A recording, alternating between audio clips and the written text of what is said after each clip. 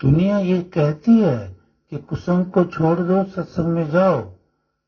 आप हैरान होंगे जो मैं बोल रहा हूं कि सत्संग को छोड़ दिया, कुसंग में जा रहे हैं, कुसंग को सत्संग समझ रहे हैं। तो वो समझ कैसे आएगी कि भाई सत्संग किसे कहते हैं? तो वो तो वेदों से आएगी और कहीं से नहीं आएगी।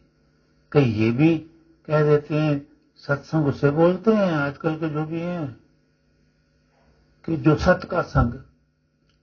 अब वो ये नहीं सिद्ध कर पाते कि सत किसे कहते हैं और सत का संग होता कैसे है। सत का संग कैसे होता है आप लोगों को तो पता है ना, भी सत्य परमेश्वर को कहते हैं।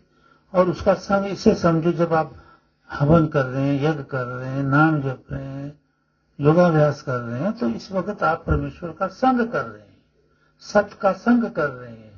मान लिया आप आसन प्राणायाम कर रहे हैं, तो ये अनादिकाल से चला आया। वेदों में कहा सत्य है कि आसन करो, प्राणायाम करो, प्रत्याहार करो इत्यादि है।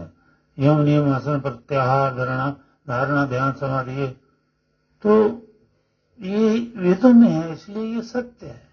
और जो हम वेदों के खिलाफ किसी से आसन प्राणायाम सीखते हैं, वो वेदों में नहीं है, वो सत्य नहीं है।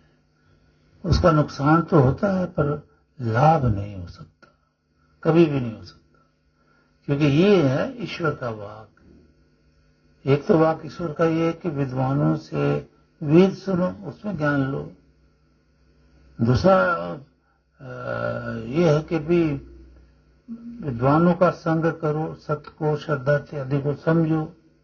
फिर वेद का ज्ञान दिया भगवान ने। वेद तो वह है जो भगवान के अंदर से निकले थे, 4 ऋषियों के हृदय में आए, और आज बिरला किसी समाधि पुरुष के अंदर से वो ज्ञान निकलता है, उसको वेद बोलते हैं। आम आदमी अगर वेद सुनाएगा तो वेद कहते हैं ये तो वेद नहीं है, ये तो संहिता है।